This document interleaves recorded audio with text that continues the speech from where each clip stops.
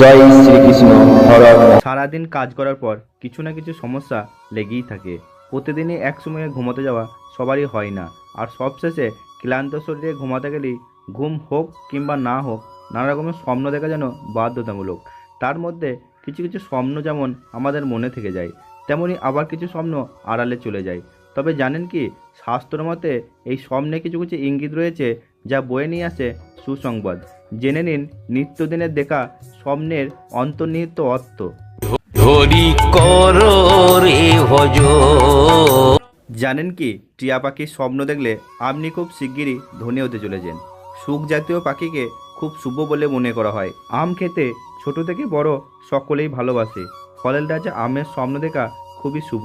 শাস্ত্র মতে বলা হয়, আমের স্বপ্ন দেখলে অর্থ লাভ হয়, এমনকি সোনা কিংবা হীরের গহনা পাওয়ার সম্ভাবনাও থাকে। স্বপ্নের মধ্যে মৌমাছি কিংবা মৌচাক দেখা শুভ বলে মনে করেন বিশেষজ্ঞরা।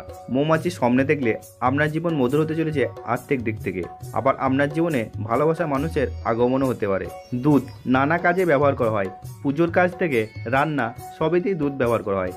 বিশেষজ্ঞদের মতে দুধ পান করার স্বপ্ন দেখলে আপনার সংসারে সম্পত্তি বৃদ্ধি হবে। আপনি যদি স্বপ্নে দেখেন যে ক্রমশ গাছের উপর দিকে উঠছেন, তাহলে মনে রাখবেন আপনার জীবনে খুব শীঘ্রই সাফল্য আসতে চলেছে। তবে তা যেমন সাংসারিক ক্ষেত্রে হতে পারে, আবার পেশাগত ক্ষেত্রেও হতে পারে।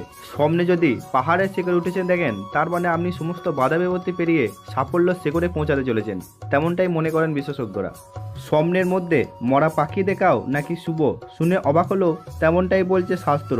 এতে নাকি অর্থ ও সাফল্য দুইই পাওয়া যায়। তবে বিশ্বাসে মেলাই বস্তু, তর্কে বহুদূর। বাস্তবের পাশাপাশি স্বপ্নের অস্তিত্ব রয়েছে। কোন পথে আপনি চলবেন সেটা পুরোপুরি আপনার সিদ্ধান্ত। বন্ধুরা, যদি ভিডিওটি ভালো লেগে থাকে তাহলে লাইক ও কমেন্ট করে জানাবেন।